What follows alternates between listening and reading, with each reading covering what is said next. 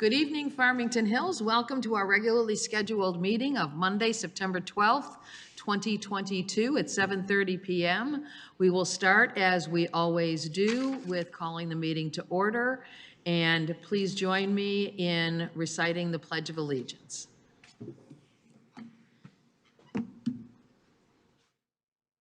I pledge allegiance to the flag of the United States of America and to the republic for which it stands, one nation, under God, indivisible, with liberty and justice for all.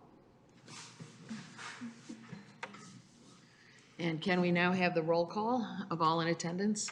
Mayor Barnett, Here. Council Members Bridges, Here. Bruce, Here. Knoll, Here. Massey, Here. Newland. Here. We'll note that Councilmember Bolaware is absent. Yes. Next is the approval of the regular session meeting agenda. Dr. Massey? Madam Mayor, I would move approval of the agenda as published.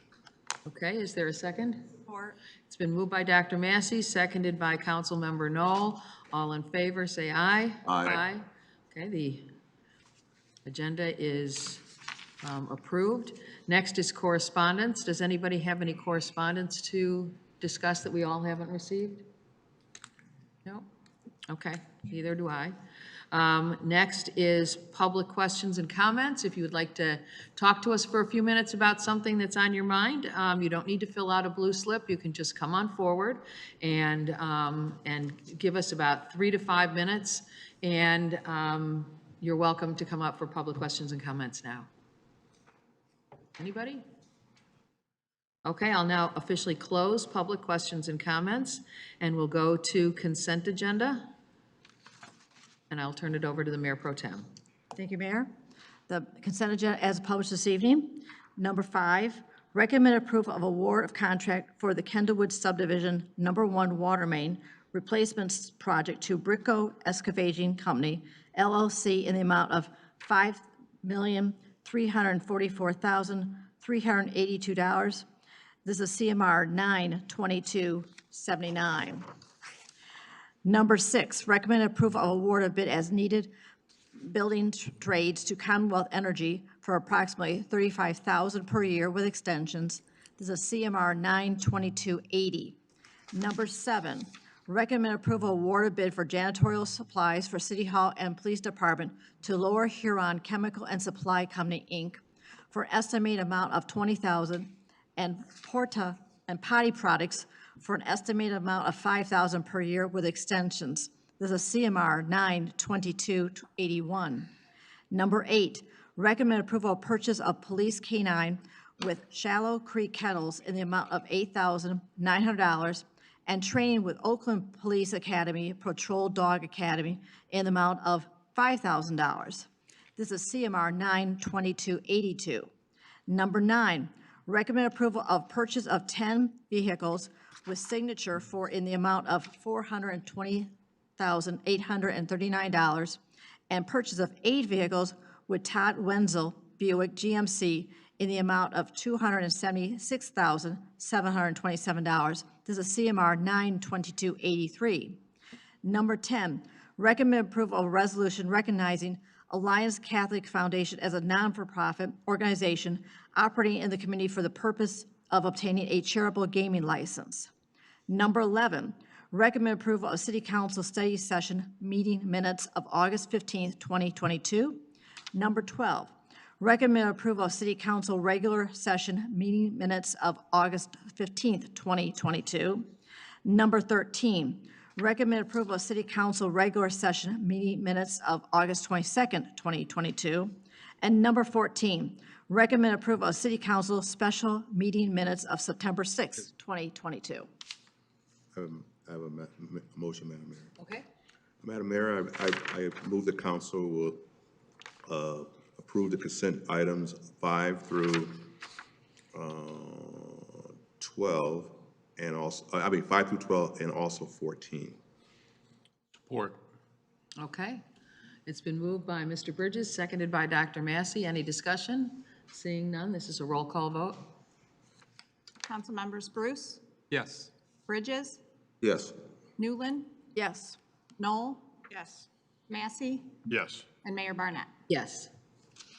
Madam Mayor, I have a motion, Yes? and I would like to obviously recognize that item number 13, we do have a sheet with the minor correction on it. So I would move for approval of item number 13 as read by the Mayor Pro Tem for the amended version. Okay. Support? It's been moved by Dr. Massey, seconded by Mr. Bridges. This is, any discussion? Seeing none, this is a roll call vote. Council members Bridges, Yes. Newland, Yes. Noel. Yes. Massey, Yes. Bruce, Abstain. and Mayor Barnett. Yes. And that brings us to council members' comments and announcements. Does anybody have anything they want? Yes, Dr. Massey? Thank you, Madam Mayor. Yes, just two quick items. Number one, I want to acknowledge the Groves Walker Post for the great event yesterday marking the 21st year of the traumaversary of September the 11th. I thought that Groves Walker, our American Legion Post, they do a great job of putting that on every year, and they even managed to get us in with no rain. So all of that said, it was a very moving event, and we should also congratulate our Police Officer of the Year and Firefighter of the Year as elected by the Groves Walker Post. Secondly is SAFE has an upcoming resource fair, and this is one of the big community events that SAFE puts on. It is a resource fair. It's going to be held here in our city hall. A lot of the resources will have tables out in the atrium. Then that opens to the public at 6:30 on October the 12th. It runs to about 8:30. People can come in, get connected up with, find out what's available in the community and how well we have the support for mental health and other similar types of resources. And again, that's October 12th, 6:30 to 8:30 here at City Hall. Thank you. Okay. Anybody else? Yes, Mr. Bridges? Yes, Madam Mayor, I just wanted also to acknowledge yesterday's program was a wonderful program in regards to 9/11 and making sure that we don't forget about what happened to our country on 9/11/2001. And it was a terrific program. I want to acknowledge also, Mayor was there as well, and also Councilmember Newland was there as well. And it was a wonderful program, and it's something our community does every year for the past 20 years. And it's just a great opportunity to see how our community comes together. And then secondly, in recognition of our Police Officer of the Year, Firefighter of the Year as well, were recognized. And there was a program jointly attended by the city of Farmington as well. Yes. Thank you. Madam Mayor, could I add one more comment? Yes. And that is, Dr. Bruce, happy birthday. Thank you very much. It's today? Yesterday. Yesterday. Oh, Okay, for you. Sorry, it was like, I'm kind of going through that and I forgot to say that. happy birthday. Thank you. Randy Bruce. Another year old. Councilmember Bruce. Anyone else? I want to add that the ceremony was very moving. It's very organized, very moving, and it gives us a time to go back and reflect on the day after 9/11 when we were all one nation with one thought, one hope, one prayer, one dream. And to remind everybody that the fight is not over. It will probably never be over, but as long as good men and women decide to sign up and serve as police officers and firefighters and members of our armed forces, I am, and I think we all are, truly grateful for their potential sacrifice and their, for sure, sacrifices on a daily basis for their family. I also want to point out that while we are building a new Clemis public safety radio system, that the task force on interoperability, which had, I was a member of before there was Homeland Security, and then we finished under the guise of Homeland Security. I represented local governments. We still have not solved the interoperability problem, which means it doesn't work like it does on TV when the fire department radios over to the police department that gets on a hold of the radio of a neighboring community. We're moving further and further in that direction, and hopefully, in the near future, all of our first responders and our Army personnel will be able to communicate in real time together to address emergencies of the future. So thank you to all of them and for all their hard work. We will move on now to city manager update. Good evening, council. Thank you. Just wanted to let the public know that we have scheduled 2 informal cannabis public information workshops with city council, and they are scheduled to be held here in our city council chambers at 6 p.m. on Monday, October 3rd, and 9 a.m. Tuesday, October 4th. In addition to that, if there are residents that are listening that would like to get more information on the city's efforts to provide and gather information on this whole effort, you can certainly look to the city's website. If we go to the home page, at the bottom left, there you'll see a cannabis information outreach button. And if you click on that button, it will take you to a page that provides all of the information that city staff, city attorney, consultants have put together, both from industry experts as well as information that we've gathered from other communities that have opted into that, to that effort. So hope everybody has a chance to take a look at that in advance of those meeting dates. And just wanted to remind everybody that Saturday, October 8th from noon to 3 is the city open house here at the municipal complex. Thank you. Okay, thank you very much. Next item on the agenda is new business, consideration of appeal of a Freedom of Information Act FOIA request dated August 1st, 2022, and I believe this involves Mr. DeWard.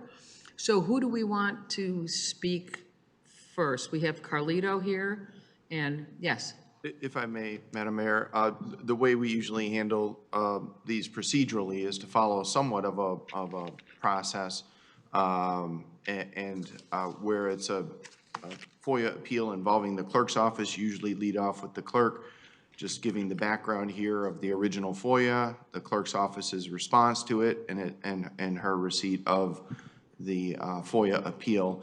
And then Mr. DeWard, being the person making the appeal, would be given an opportunity to speak. He has presented, counsel for the record, has presented a written document labeled appeal, which is how you do proceed with an appeal under the Freedom of Information Act for the public's purpose. If you hear the term FOIA or FOIA during this hearing, it means the Freedom of Information Act, and that's what Mr. DeWard has appealed this matter under. After Mr. DeWard is done, council usually hears from Attorney Young, who assists the clerk's office with the FOIA appeals and some FOIA requests to help assist the city in compliance with the FOIA Act. And he will provide some additional information for council to consider in connection with this appeal. And I may chime in as well. Okay, perfect. Thank you. So, Ms. Smith? Yes, so before City Council is an appeal by Mr. DeWard to the city's denial of a Freedom of Information Act request for records pertaining to a memo dating back to 2018. In our response, the majority of the records were denied based on the fact that they simply did not exist. And with the exception of one attorney-client privileged email that I noted in my response as being exempt from disclosure based on the fact that it is attorney-client privileged. As the communications were requested, dated back to 2018, they would potentially have fallen under our retention schedule. However, since we were familiar with requests made in the past under FOIA, we did go back to our past FOIA requests from Mr. DeWard, and we did check and noticed. We could note that back in June and again in November of 2018, requests for similar information was FOIA'd to us, and a request was made in both instances. The information was also denied at that time because it did not exist. That's as it related to the communications with that. As far as documents, while the city has a lot of documentation pertaining to special assessment districts and refunds, much of which has been provided to Mr. DeWard over the past 6 to 7 years, it would be impossible to determine if any of that was prepared in relation to this December memo, based on the fact that there's no communication as such.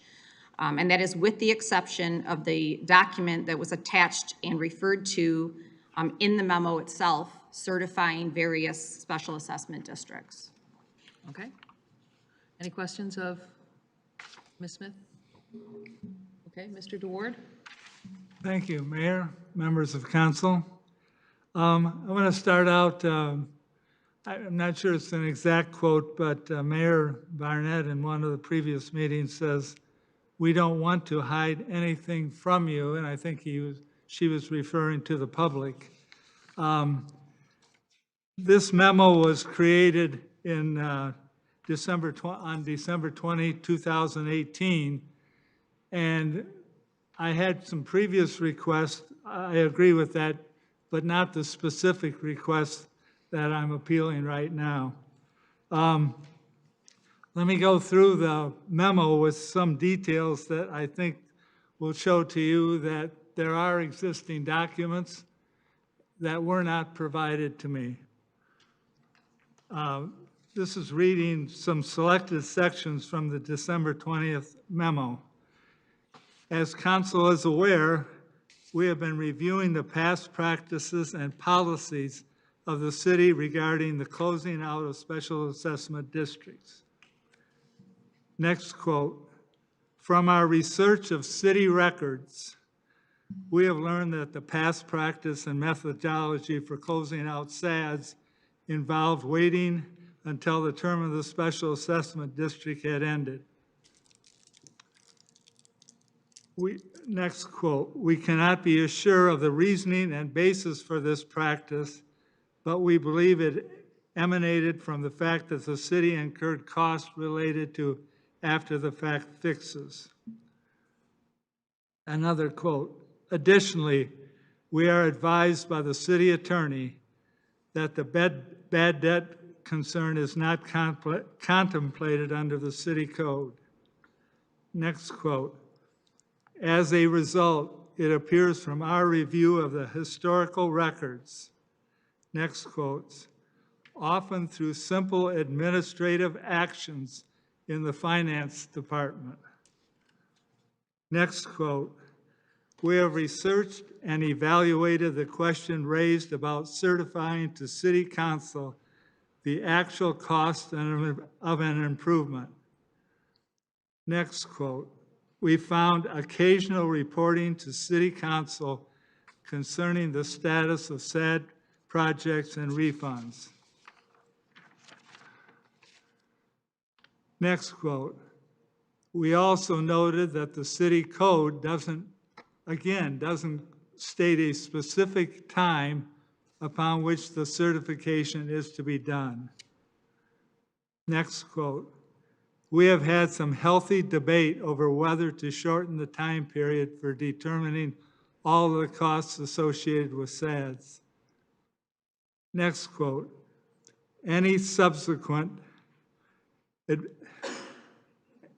administrative cost related to SADs is relatively minor." Next quote, "After consulting with staff and the city attorney's office." Next quote, "So the above new practice will remain relevant, will be implemented for the currently existing SADs and future SADs going forward." And now this next is really critical, because there's no way that these records were not provided to come up with the spreadsheet that's attached as page 3. "For those purposes, attached to the memo is a spreadsheet which identifies SAD numbers 321, 323 through 330, 339, and 342. The spreadsheet lists various information regarding each SAD, including the type of SAD, paren, water, sewer, or road, close paren, total cost incurred charged against the SAD, the amount by which the total special assessment amount exceeds such total cost, if any, the percentage by which it exceeds, if any, and whether the properties within SAD qualify under the city charter for a refund and the amount of refund. I think it's fairly obvious that this memo and the attachments could not have been created without any records being provided or someone else doing the work and turning it over to Mr. Boyer, who's the author of the memo.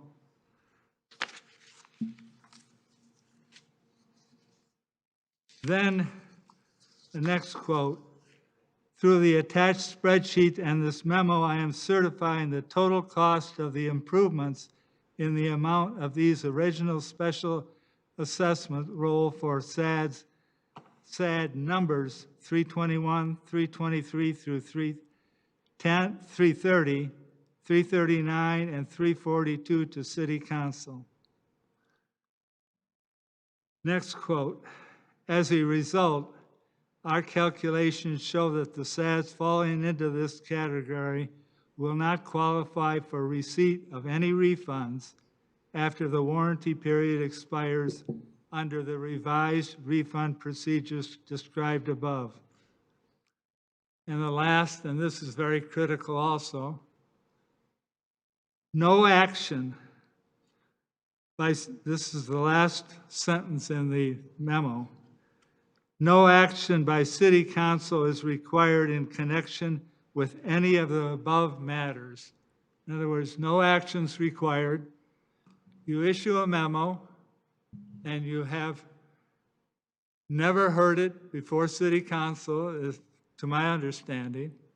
I'm perhaps the only one that received this memo outside of City Council who was indicated and the carbon copies, because I issued a Freedom of Information Act request. And then, per the city charter and code, as confirmed in consultation with the city attorney, they are all matters that can be handled by the administration without council action. In other words, City Council business can be conducted and a memo issued, and it never appears in a public hearing.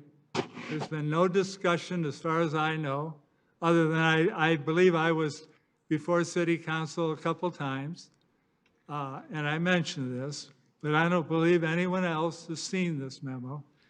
And the memo is very important because, in my opinion, homeowners in 13 or perhaps 15 subdivisions and roads are owed over $550,000 in refunds from excessive SAD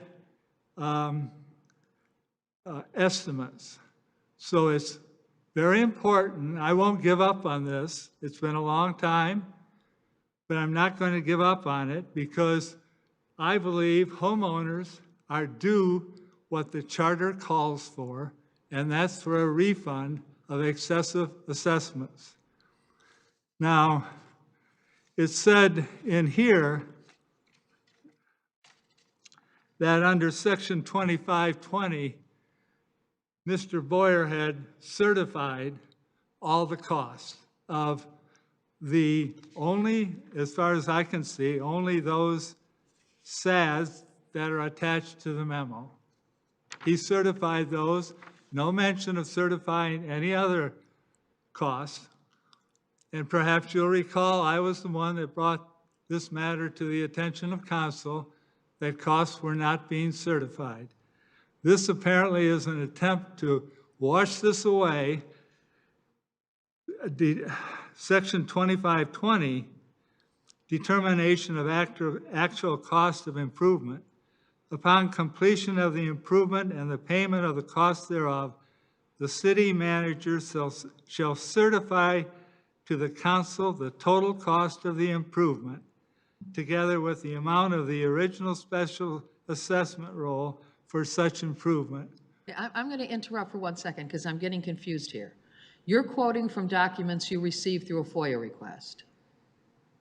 No, No? oh, that one, the memo, yes. Okay, so you're quoting But documents. section Okay, 2520 the point is- here is not to berate council and accuse us of not micromanaging when that's not our job. We're here because you are appealing a denial of a FOIA request. So first, I'd like to know, did you get your refund? Yes. Okay, good. Not Now- my full refund, no.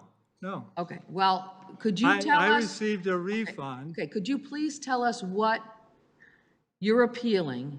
What are you appealing? Not what's happened and who's gotten refunds and who hasn't gotten refunds. What documents are you seeking that you haven't received that you believe we're withholding from you? And that's what this is about today. It's not about anything else. This is a FOIA appeal.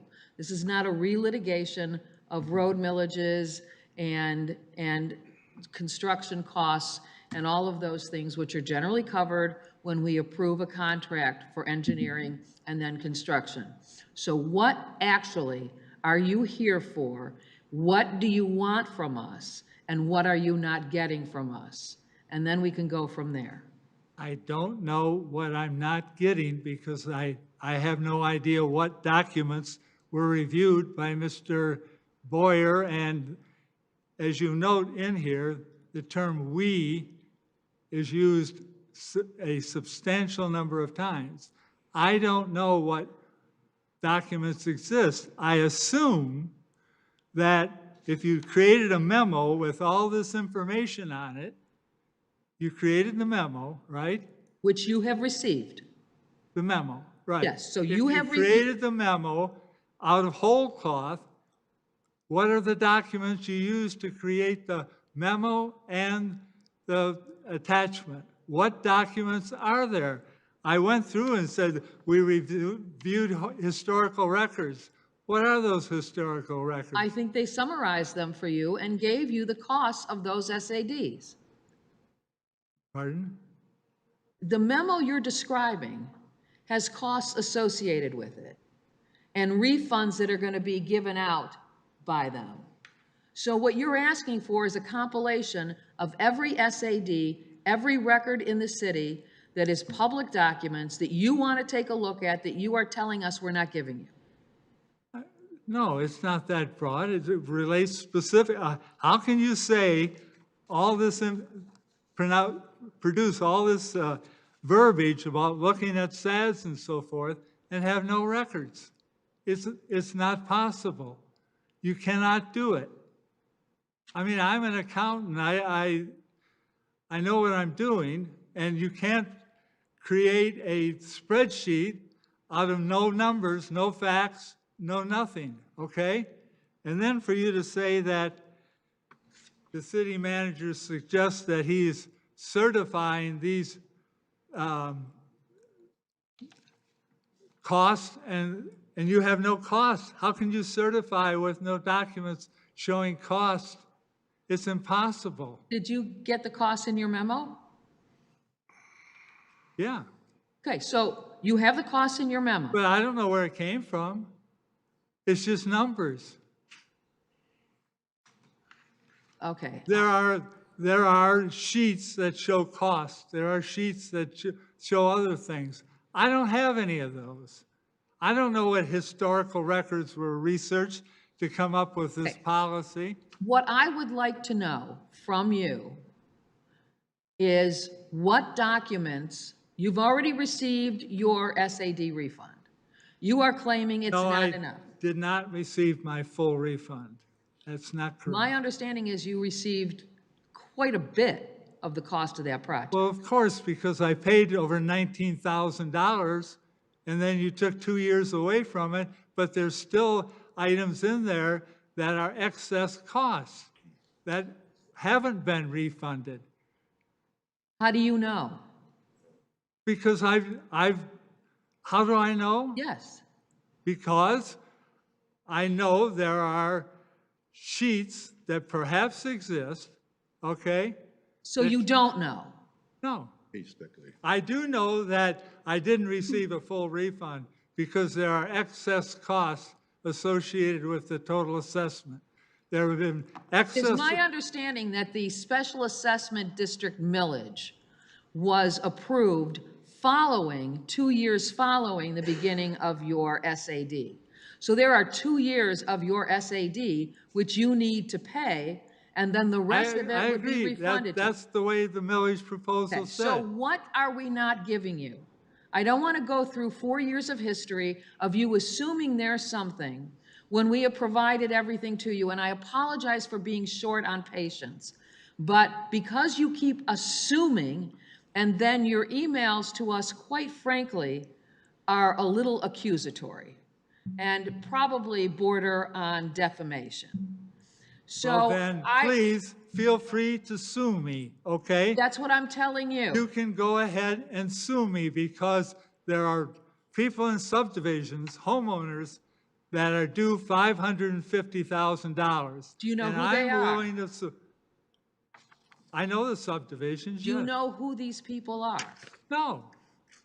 Okay, so basically you're here on hearsay. Do I know over 1,000 homeowners? At this No, I point, don't. I know Mr. Bridges has a question. I'm going to see if anybody else on council does now. And then we can let you go for a few more minutes, but I want you to talk about the issue before us, which is not SADs. The issue before us is documents that you claim are being withheld from you. That's the argument on the table today. That's all that's on the agenda Well, then today. perhaps you can answer the question, how this memo was created without any material. Obviously, it was created with material because you have those And you haven't numbers. provided it. Okay. Mr. Bridges, real quickly. Yes, I want to just ask the city attorney and the city clerk. I know we have the MCL 15235. That's the law, that regulation that governs FOI. FOIAs. FOIAs, yeah. So have we provided Mr. DeWard all the records that are supposed to be provided to him that's not exempt from that? Have we provided all the records to him? Well, I think that's a question for the FOIA coordinator, so I'll defer. Have we provided the records that are that could be possibly be provided that is not exempt?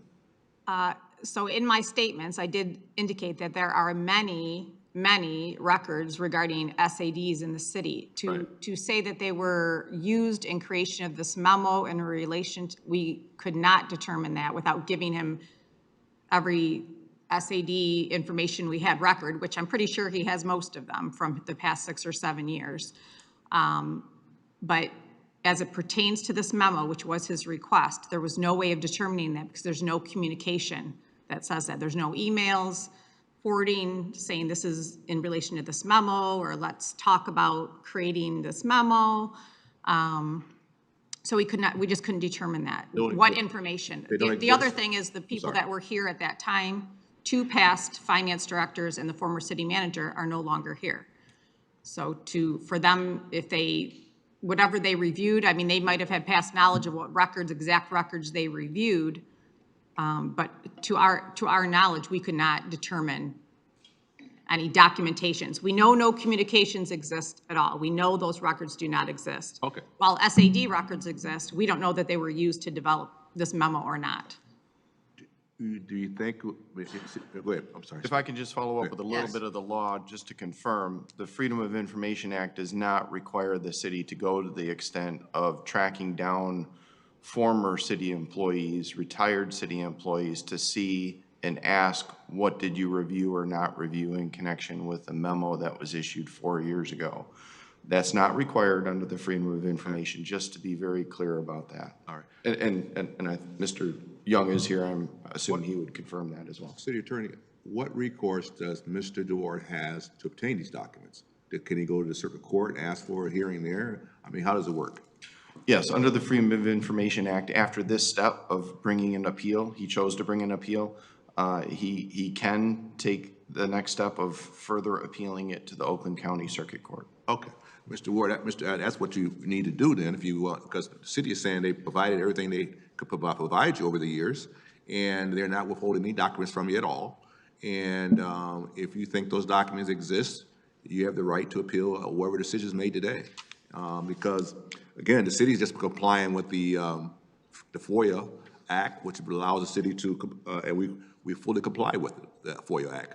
I know you, and I appreciate your, you been very diligent about this issue over the last several years, and I applaud you for that. I mean, the fact that you are advocating for a position, but I'm in agreement that the city has provided everything they have in their possession to you, and if there's something that is missing, and you think that the city is wrong about its statement in regards to this particular issue, you need to go to circuit court and ask for an appeal.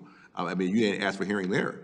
The city doesn't have any disinformation for you that I'm aware of, that they basically comply with the MCL 15, what is it, 15235, which governs FOIA in Michigan.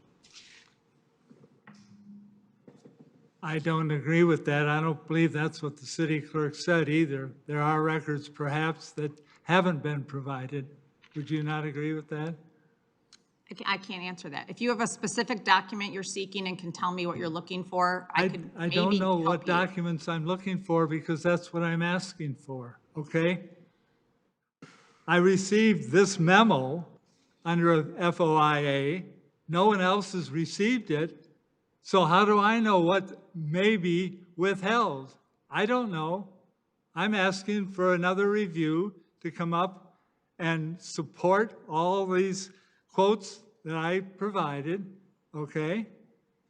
I still don't understand how you can certify to council through a memo. I mean, that's, I guess, outside the scope. But that's, so if you want to take legal action against me, go ahead, because I would like to take legal action against the city, but I don't have the means or the funds to do it, okay? So if you want to sue me, fine, go with it. But I'm adamant in this position that homeowners are due over $550,000. Now, apparently, you don't agree with me because I've written emails way back when, and none of you have agreed with me, okay?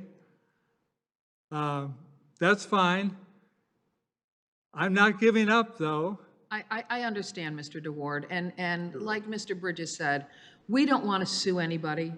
We don't want to attack a resident, but you're asking us to give you documents that you believe exist, Well, based on, that our clerk has asserted for the last 4 years do not exist. I thought I'd read enough quotes here that would indicate there are records that were reviewed and things that took place.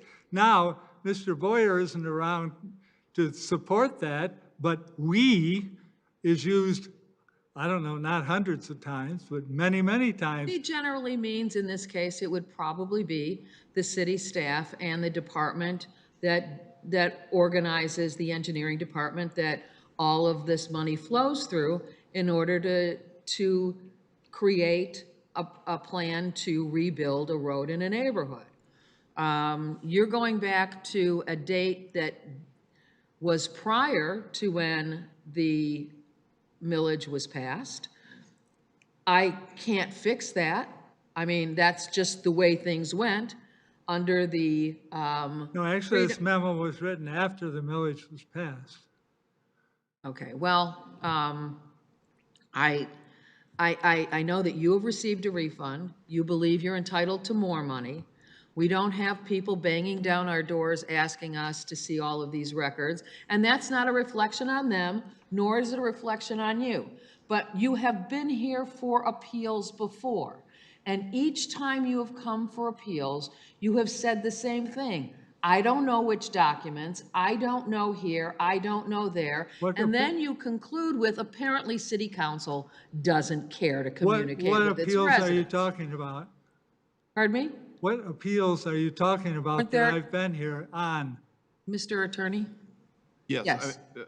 I think, that, you know, through the course of the last, I think, 7 years, Mr. DeWard has submitted dozens, maybe up to 70 or so FOIA requests and demands for records to the city.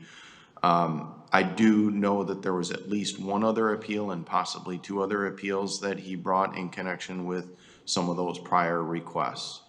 And I do know that a number of those appeals asked, or a number of those FOIA requests asked for a lot of documents relating to the various SADs and the charges, and I believe even some of the costs relating to the various SADs. So a fairly good amount of material has previously been provided to Mr. DeWard regarding many of these SADs over the years. I don't know if that information is some of the materials that supports, or maybe all of the material that supports the memo and the worksheet that provides the calculations, the determinations that were made at the time of the city manager certification. And with respect to just a little bit, I know it's not directly related to this appeal per se, but a lot has been said about the city not responding to Mr. DeWard's inquiries about these and his feelings of the requirement of the city to submit additional refunds to residents.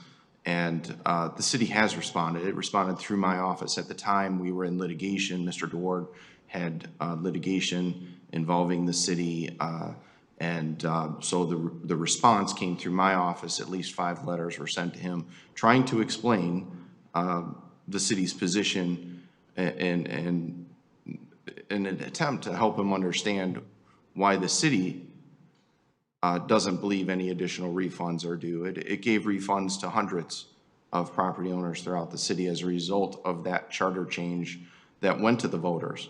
A tremendous amount of money went out in refunds across the city as a result of that local road millage and the charter amendments that were made. So I just wanted to maybe clear up the record a little bit here in this hearing, even though it's not directly related to the appeal. I agree. I was here on one other appeal, I don't believe 2, and that had no relationship to this matter. While we're here and the city attorney is, the letter from the city attorney is a fair strong basis for what actions have taken. I'm asking the city attorney and the council to make that letter available, to waive if there is an attorney-client privilege, to waive that privilege, and under transparency, to make that memo from the city attorney available to me and whoever else would like to see it. I presume, I don't know, that council and the mayor has received a copy of that letter. It's somewhat critical in the whole process. So under transparency and what you claimed on before the TV cameras, I'd like to see that letter classified, reclassified, so it's not attorney-client privilege. I think you would all agree with that. Mr. DeWard, I'm not the person who would declassify attorney-client privilege documents. I would not do it if it related to a staff member on a disciplinary appeal or whether it relates to attorney-client privilege in purchasing a piece of property. We do not do that here. Well, you can redact any names that Do might you be have a copy of relevant. that? Of the letter? Yes. No, I don't have a copy of the letter. Then I'm just trying to understand what documents you're talking about. You're saying that the attorney wrote you a letter. No. He wrote us a letter. Okay, I'm gonna. This memo okay. relies in part on the city attorney's letter to council, okay? And I'd like it made available to me and to whoever else sees it, because there are a number of decisions that were reached based on discussions with the city attorney. You don't need to keep that privilege. If there are names of individuals and you don't want those revealed, you could redact those. But I'd like to see the whole letter. Okay, well, I'm not going to continue to relitigate the whole FOIA thing that we've done before. So I will give you 2 minutes to wrap up and tell us what you're looking for and what you want us to reconsider, and then we will hear from our city attorneys. Well, it's fairly clear what I'm looking for, any records that are relevant to the production of this memo. This memo, which was produced and sent to the mayor and city council, a memo that no one else has seen as far as I know, a memo that results in, whether the city attorney feels differently or not, denying residents over $550,000. So it's important that I have all the records. I've made a number of quotes in here of what documents were reviewed, past history and so forth. Due diligence would require you to go back and the items that I quoted and see if there are any documents available. Plain and simple. If there aren't, then I have no idea how this spreadsheet was created without any documents. It's like me sitting down at the desk at night to pay my bills and the desk is empty and I'm saying, I'm ready to pay bills, but I have no invoices, no nothing, so I'll just guess. And that's not right, okay? Thank you. Okay, thank you.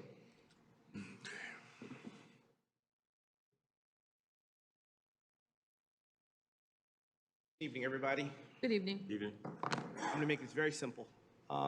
This is pertaining to an appeal to a FOIA request that was made for specific documents. Upon receipt of that FOIA request, the clerk's office looked back at the history, saw whether any specific public record was available to answer the request that was made by Mr. DeWard. Upon review of that information, the decision was made that no such document exists. There wasn't a particular public record that specifically answered the request that was made by Mr. DeWard. And the one record that was present was a communication between the attorney of the city and, at the time, the highest administrative official in the community. So the attorney-client privilege attached, seeking legal advice, seeking the legal conclusions, seeking legal communications. That's the document that exists. So it's either that privilege document or no document. Now, here's what I'm hearing in here, and what I'm hearing in the appeal, and what I'm hearing in the presentation. Mr. DeWard doesn't like that answer. He can't believe that's true. Okay, but that's what the situation is. There's no specific document that answers it. The case law cited in the opinion says, Mr. DeWard's hunch, there must be more. That's not a valid way to establish a FOIA violation. There has to be a basis. And it's impossible to establish a basis here because even if we were to go back in time, your own retention policy years would not have those records be available. More importantly, nothing has been presented by Mr. DeWard or any court indicating your retention policy was improper or some nefarious act caused those documents to disappear. So what you have here is a request for information that's not present or is protected by privilege. As the privilege, there's no basis to waive it. There's no basis to waive this privilege. There was never a promise made by this board, by this council to waive this privilege. There was never an insinuation that the privilege was going to be waived. There's no basis to give up a privilege that's one of the most protected privileges of all privileges between a client and their attorneys. There's no basis. So Mr. DeWard's hunch, his beliefs, they're not enough to supersede the privileges here and the fact that the specific documents he requests are not available. Also, I would just add, FOIA, the city doesn't have to explain or report on the information that was provided to come up with this memo that was created. doesn't have to provide a report of information, doesn't have to summarize the voluminous material that might have been reviewed to come to that conclusion. It doesn't have the responsibility to create a new document. None of it. What it has a responsibility to do is to provide the existing records that are present to answer a document request. And that's simply not possible here. And the only document that's available is privileged, and there's no basis to waive that privilege. I don't have anything more unless you have any questions. Anybody have any questions? Thank you. I just have one final question. How much money did we give back to residents under the SAD refund policy? I'll allow Mr. Jopik to answer that question. I believe it was, Was it? I think so. It was a lot of money. wasn't it $220 million? I don't think it was that high, Madam Mayor, but I think it, we're kind of speculating here. I don't have that at hand. It could have been upward of $10 million, but we don't have that at hand for today's purposes. I believe it was a significant amount of money. I do know that Mr. DeWard received something over $17,000 of a refund. Yes. Which is, yes. So with all those numbers out there, I'll bring it back to council. Yes, Dr. I'm Bruce. ready to make a motion. Okay. All right. I move to affirm the clerk's denial of Mr. DeWard's August 9, 2022 FOIA request for the following reasons. Both FOIA Section 13, Paragraph 1, Section G, and legal precedent in Michigan support withholding any legal communications between the city attorney and city officials pursuant to the attorney-client privilege. 2, the city has certified under Sections 5, Paragraph 5, Subsection B of the FOIA that no other documents exist in response to Mr. DeWard's FOIA request other than the single email communication exempt for disclosure under the attorney-client privilege. Number 3, the city's response is consistent with the city clerk's responses to Mr. DeWard's prior FOIA requests for the same or similar information. Number 4, Mr. DeWard has not provided any information showing that the city clerk failed to conduct an exhaustive search for pertinent records, that there are documents that should have been provided to him in response to his August 2022 FOIA request, or that the city erroneously withheld any documents that would have satisfied his request. Support. Okay, it's been moved by Dr. Bruce, supported by Dr. Massey, Councilman Knoll, Councilmember Bridges, which is enough. Is there any discussion? I just have one comment to make. That Mr. DeWard, we appreciate your coming here tonight. You've been here for several over the years, and I wanted to say that I agree 100% with what Councilmember Bruce stated and the city's position on this issue. You're asking for a document that you have not verified exists, and the city has conducted an exhaustive search, and you have a right to appeal our decision, as the city attorney stated, to circuit court. So I'm fully support this motion, and I look forward to a vote. Okay, all in favor, say aye. Aye. Those opposed? Okay, Mr. DeWard, we have affirmed the denial, and you are free to proceed.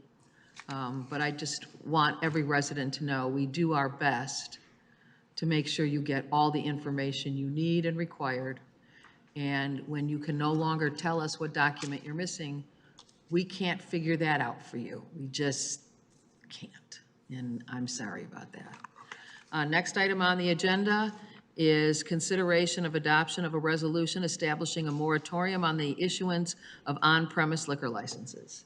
Hello, welcome back. Good evening. I'm Charmaine Kettler-Schmaltz, Director of Planning and Community Development.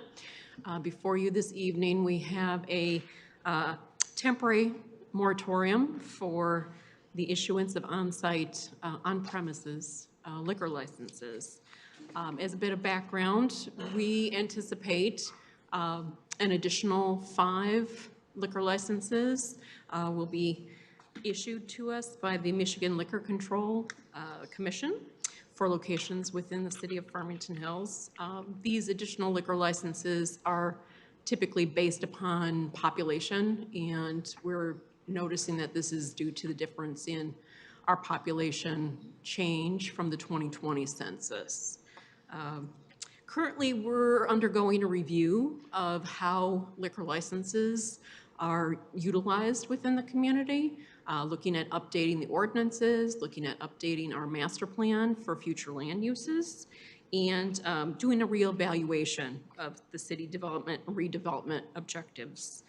This moratorium would put a halt on approvals for 180 days with an option to extend. The moratorium does have a quote, relief valve, which is set forth a process by which an aggrieved property owner or business petitioner may have a hearing before City Council if they're able to demonstrate that they need this for relief of that moratorium. So the moratorium would allow for city staff, planning commission, and those contributing members of City Council to carefully consider the relationship between our future land uses and the liquor licensing as it relates to implementing the city's vision for the future. I'm happy to take questions. Yes, Ms. Knoll. Yeah, so 5 liquor licenses, I mean, that's great news that we may get 5 new liquor licenses. You know, we don't approve liquor licenses that frequently. We don't have that many new restaurants or existing restaurants that are now able to purchase a liquor license really coming to us that much. I mean, maybe we do 1 a year. It seems like I'm kind of averaging out. So the fear or the thought that maybe we're going to burn through those 5 liquor licenses in the next 6 months, I think is pretty unlikely. I don't want to burden any existing restaurants that now can afford to purchase a liquor license or a new restaurant that may be thinking about coming to Farmington Hills within the next few months. I think putting a moratorium on it sends a message that we're not open for business for new restaurants. I don't want to add a burden to restaurants that maybe existing restaurants that are already like struggling to get by, but they're able to scrape up the funds and come up with a liquor license now, and it will help their business. I just don't want to have them go through an additional hoop to come in and prove to us that they need this liquor license. If they can afford it and they meet all the qualifications, the security checks, the background checks, and so forth, I think they should get it. So 6 months is a really long time. So I just have concerns with putting a moratorium on it for 6 months. I think it's too long of a time. I think it doesn't send a good message that we're business friendly and open to new restaurants. So, I mean, I could maybe support some sort of compromise where maybe we put the moratorium on 3 or 4 of them, but the other 2, we don't make anyone go through additional hoops. But I just think putting it on all 5 for 6 months is a lot. I don't like the message it sends, so. Dr. Massey? Thank you, Madam Mayor. On this, when I read through this, it made some sense to me for 2 reasons. One, we're looking at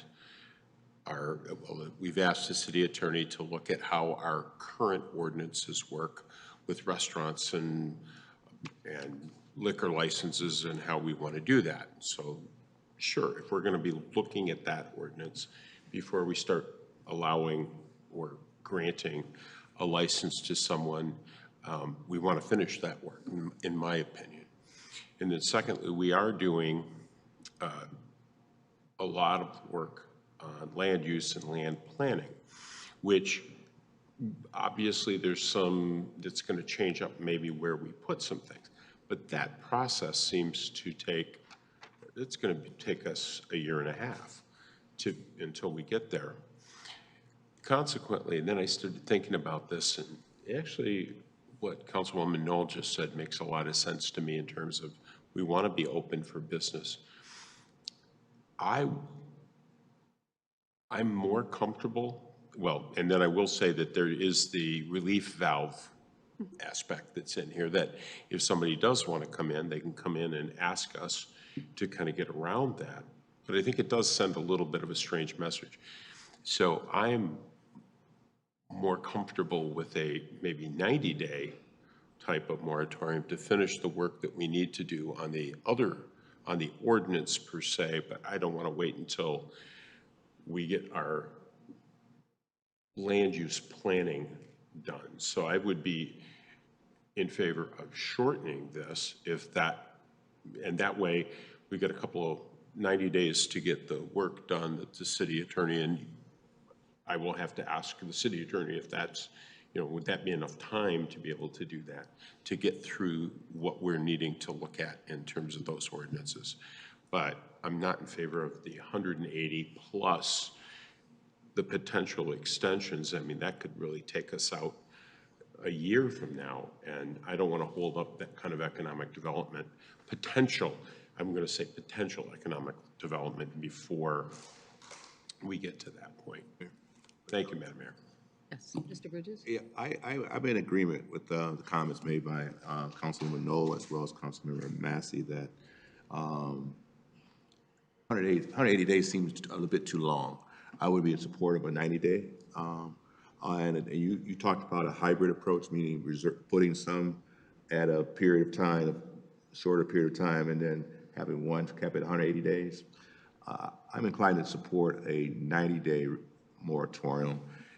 And what was the, can you give us a clear reason why 180 days is recommended? You mentioned Planning Commission, Land Use Committees are meeting. So what's the reason for the delay, 180 days? We are in the middle of our master plan process, and the master plan process is anticipated to take another 6 to 8 months to complete, to evaluate and determine if an expansion of locations would be permissible and desirable for the community for redevelopment. Currently, the liquor licenses are for on-site premises that are, quote, bona fide restaurants. If we're looking through the Planning Commission and members of council who are participating with the master plan at expanding that option into other locations, perhaps a little bit more creative use of those liquor licenses was where that was coming from. And the 6 months was to try to get closer to that end date with a vision clearly of what we wanted to see for the future.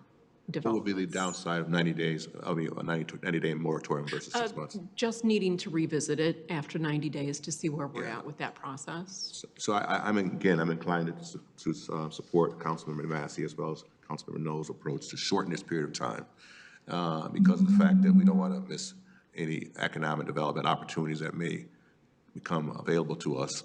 And you're not communicating any significant impact on anything outside of, you're not saying anything that was going to be detrimental to the city by having 90 days versus 180 days. I don't hear that. There's no way to know what's happening in the community as far as who's anticipating coming in with a liquor license request in that amount of time. I don't have the vision for what that would mean to our business community. It's possible that 90 days would be just fine for the folks that are out there. Yeah, again, I'm supportive of the comments made by Dr. Massey as well as Councilmember Knoll right now. Thank you. Anyone else? Yes. So I kind of see it two ways, where you just can't create liquor licenses. We have a set amount. And I don't see 5 restaurants coming to us quickly and want to say, if I can serve wine for my guests and my clientele, that they're going to be able, I'm going to increase my, keep my restaurant alive and open. But on the other hand, I know we're looking at changing and being much more adaptive to making maybe a social district that would need a liquor license, or let's say a non-restaurant associated drinking situation. So I can see this going both ways. So I don't know if the 180 days is too much.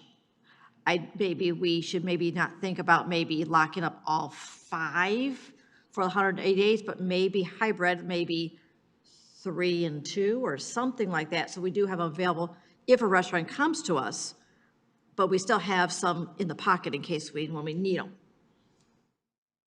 I don't know if our city attorney has an opinion on whether there's pluses or minuses legally for that scenario, but perhaps it's just the same. Sure, and I know Mr. Mexian had some comments to make too, so I don't want to, And I do too, yes. so would you like me to go first? And I can address the 90 days as well from a ordinance standpoint while I'm at it. You know, legally, this is your resolution. And in fact, if you adopt this resolution and say it's for 180 days, and after 120 days, something happens, and you decide, well, we want to terminate that moratorium early, you would have the authority. You have discretion here to control this from that standpoint as well. So just like it has a provision in there saying, as you approach the 180 days, you're indicating in this draft of the resolution that you're going to revisit it potentially and even may potentially make it longer depending on the circumstances. What this all hinges on is the city council study session discussion about the master plan and the thought about this liquor licensing. We were talking about liquor licensing and how it played in. You probably recall that discussion. And the discussion was that the master plan is going to take a long time. That's where the 180 days came from, because we know the master planning process at the earliest would be at that point. From a legal standpoint, 180 days on a moratorium in a zoning context, which this is not, is probably the maximum you want to put it at, which if you might recall, or many of you will recall, with the marijuana moratorium, we had it at 6 months. You set it at 6 months because I advised you that's the max you should put on it, but there is some support for maybe going up to a year or even a little longer, and you did that, you extended it. So we're kind of at, for an initial moratorium, that's why we're at, legal reasons why we're at the 180 days. Can it be less? Yes. Can you say it only applies to 5 instead of 6 liquor licenses that are available? Yes, that's in your discretion as well. So I hope that answers that part of the question that the Mayor Pro Tem was asking and discussing here with Ms. Kettler-Schmaltz. As far as the 90 days to just get the ordinance, the liquor license ordinance amendment part of this done, legally, you know, from my standpoint and working with staff, I think we can probably accommodate that and work with that. But I think you have to recognize it won't be a full job on it because we won't have the master planning element done in that time frame. So you may need to come back and revisit that liquor license ordinance again. So the thought here was try and get it all taken care of in one amendment, set of updates to the liquor license ordinance to modernize it. It's old, we talked about that.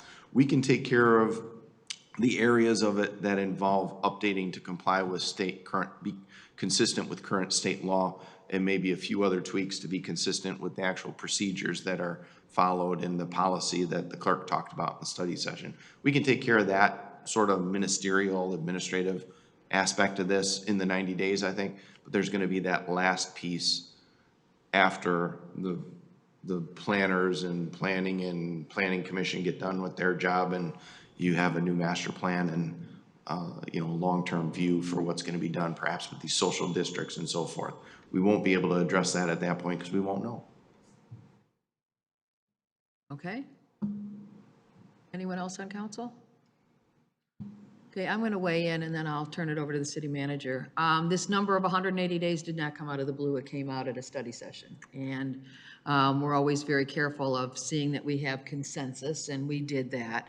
And it was also at the time we were talking about hookah lounges and cigar bars, social districts. Right now, not only are we in the process of going over the master plan, but we're looking at changing our liquor license laws regarding a full-serve restaurant that has to be there, and we're all very interested in seeing how that works out. We want to try new ideas.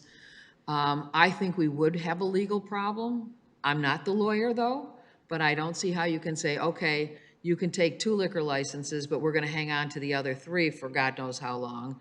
And then the third person who walks in the door says, well, I came in the same time they did. I want a liquor license. I don't have a problem with the 180 days. I don't think, and any restaurant that wants to come in right now can come in, as Ms. Knoll said, and purchase a liquor license and come into town. And we have approved several of those license changes, and we're not going to shut down, and I don't think this is saying to the world that we're not open for business. Right now, we have 14 Mile and Orchard Lake. The road is under construction, and there will be a lot of movement with the shopping center on the southwest corner of Orchard Lake and 14 Mile Road. And they're going to be opening up that shopping center and making some major changes in it. We've also had requests from Farmington to work on the Grand River Corridor Improvement Authority, and we know that we want to do something in terms of building up 12 Mile Road and redoing Orchard Lake Road up to 14 Mile Road to make it more inviting and a more wonderful night spot. We can't do that while we do not know what the law is regarding our investment credits for business development liquor licenses. I don't know how much they're putting into redoing this shopping center on 14 and Orchard, nor on what they're putting into the shopping center across the street or down Northwestern Highway, but all that area taken into a total may be enough to trigger 2 more liquor licenses that would stay in that development. We still want to work on setbacks and a whole lot of other things, so while we are debating dispensaries, master plan changes, an environment that is right now not favorable for restaurants and dining places, but are favorable for unique kind of establishments like cigar bars. With the opening of this construction boom that we hope to see in redoing our massive parking lotted old commercial centers, I believe that 180 days is sufficient to learn where we are going and to gather much of the information that we need to gather. And if we do want to end it and terminate it earlier, we can always do so. So I think that we have a lot of work as a council that we need to do around economic development and the master plan, and just what kind of amenities and spaces we want to create for people who want to move here and people who are aging in place and people who want a jazz club or want to eat out of some food trucks and have restaurant, have a liquor license service. I don't know how we can create a liquor license that would cover maybe more than one establishment, but there is an opportunity to make changes in those laws right now and to make Farmington Hills much more vibrant. So I don't want to telegraph that we've got 5 liquor licenses we're going to let go, or 3 of them that we're going to let go, until we take a full inventory of what we've got, what we can potentially get, and what we're hoping for. And that's the position. That's why I am going to support the 180 days, because we can always pull it back. Yes. I just wanted to say, you provided some perspectives that help broaden my opinion about this issue, and I think you shared perspectives in regards to the future of Farmington Hills and what we're looking at and how the planning process can impact that. So I'm going to withdraw my point about the 90 days, go back to 180 days, because of the fact I think based on what you just said, it provided that response. It helps me to understand that 180 days is not that long of a time, and it coincides with what we want to do for Farmington Hills. Yeah, it gets us to early March. Mayor? Yes. I think I'd like to point out here, we're talking about different licenses, okay? This is talking about licenses that may be coming into the city based on population. When you mention development at Orchard Lake Northwestern, 14 Mile, if a developer puts money into that district, we will get additional licenses based on that redevelopment district. That is completely separate. So they may still have additional licenses up for a district like that. That is separate than these 5 licenses based on population. I just want to point that out. We're not all talking about the same licenses. Right. So I still am not going to support this. I do think a moratorium does send a bad message. We have to remember that we don't we're the city. We're not the business owners. We are not the ones who tell a business, you need to open a restaurant here. You need to open a restaurant here. It is up to a private individual, a private business owner who has the gumption, who has the plan, who thinks there's a business model out there for a restaurant that can survive. It's up to them to open up the restaurant. And if they come in here next week because they have a plan and they need that license, most restaurateurs will tell you you do need a liquor license for a business to act, a fine dining restaurant to succeed.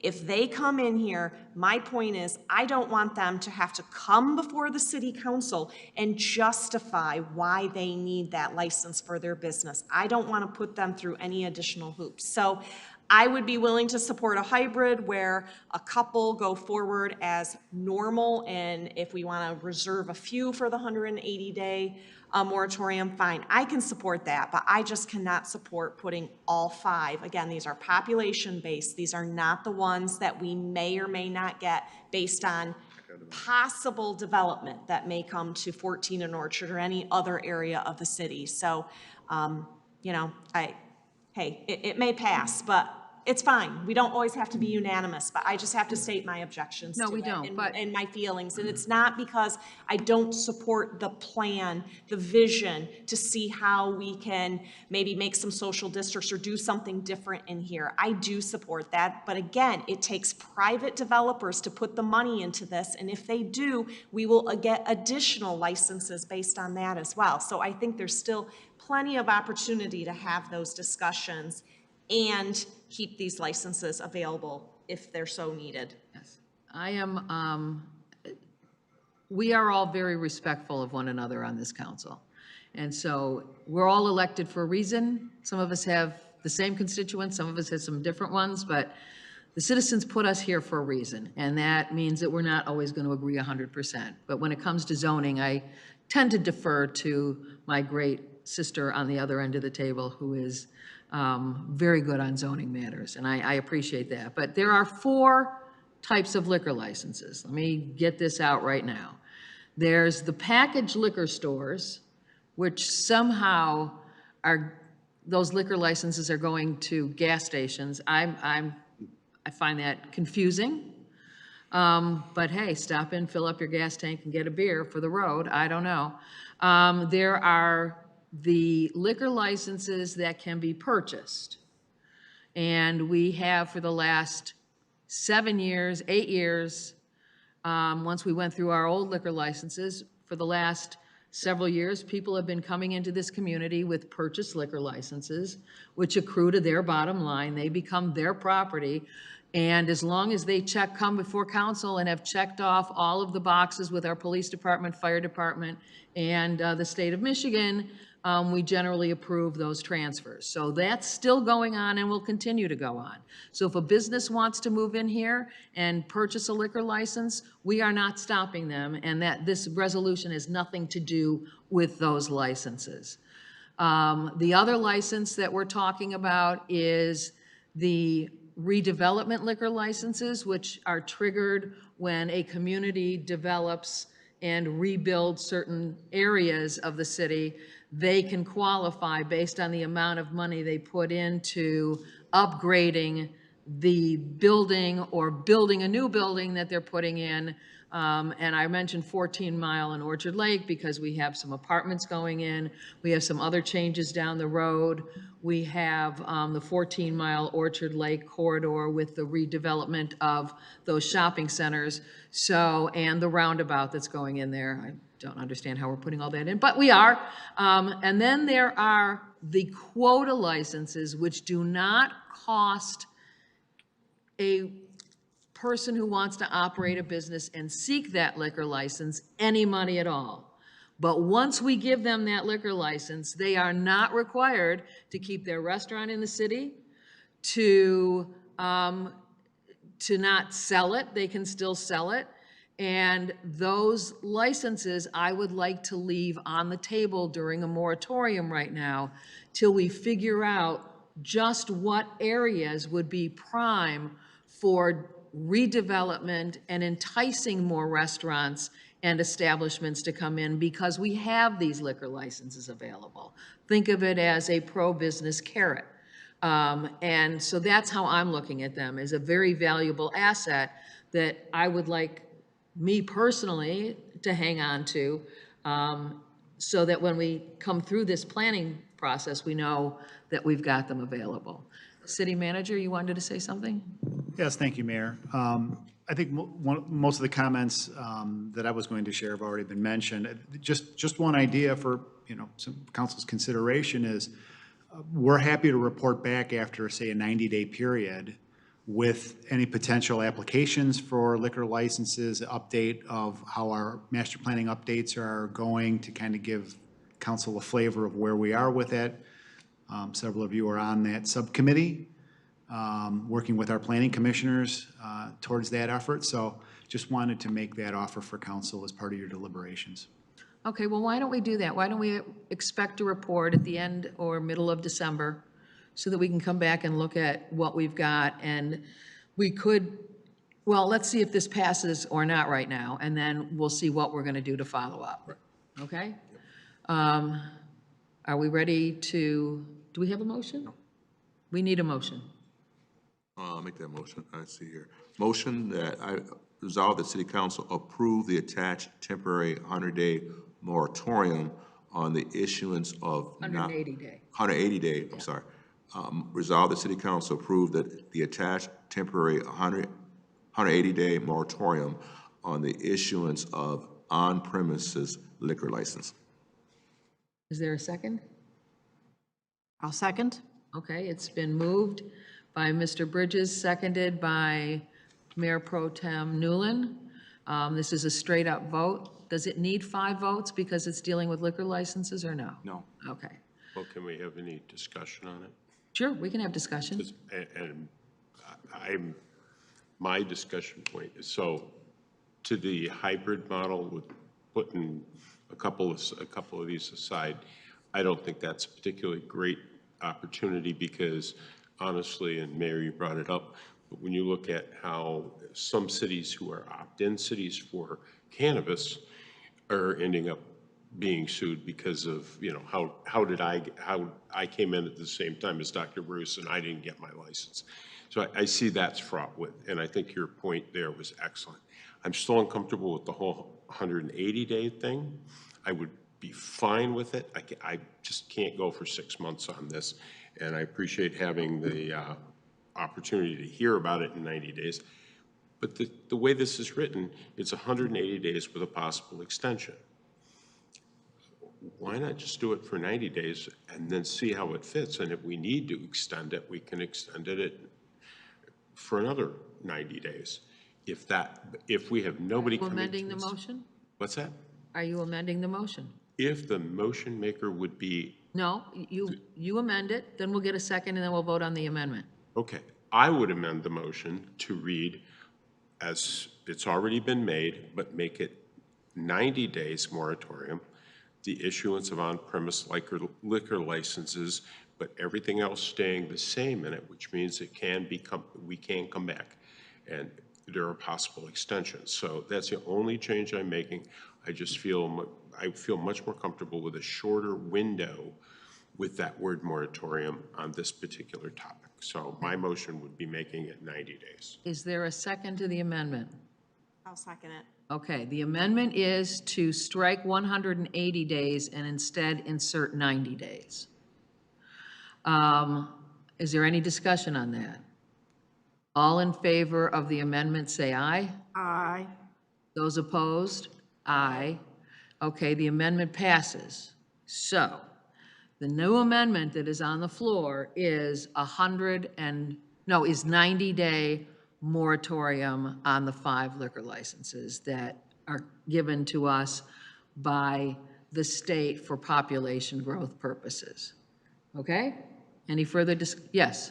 Just for sake of the record and being very clear here, you're adopting a resolution, the resolution that's in the packet. If this motion passes, it will be changed, I believe, through the clerk's office to read 90 days in the first, now therefore it is hereby resolved paragraph. Just so we're clear, as you can see up there, it says 180 days. That resolution If this passes, we'll say 90 days in the official record after this Okay. meeting. Okay. So that's the motion on the floor. All in favor of the motion on the floor, say aye. Aye. Those opposed?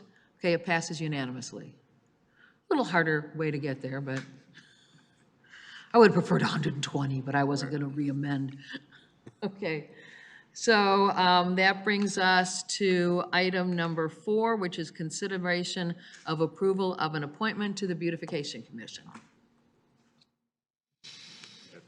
Yes. Madam Mayor, I move the council approve the appointment, your recommendation, Gerald Reedus to the Beautification Commission, length of term, unexpired term, term ending February 1st, 2023. Okay.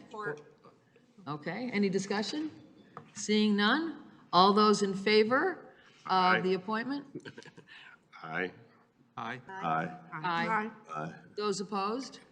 It's unanimous, yay. Okay, now we come to the next part, which is always your favorite. Is there an attorney report that anybody has any questions on? No question. Seeing none, that brings us to the big A. I move the council adjourned. Support. It's been moved and seconded. All those in favor say aye. Aye. Good night, Farmington Hills.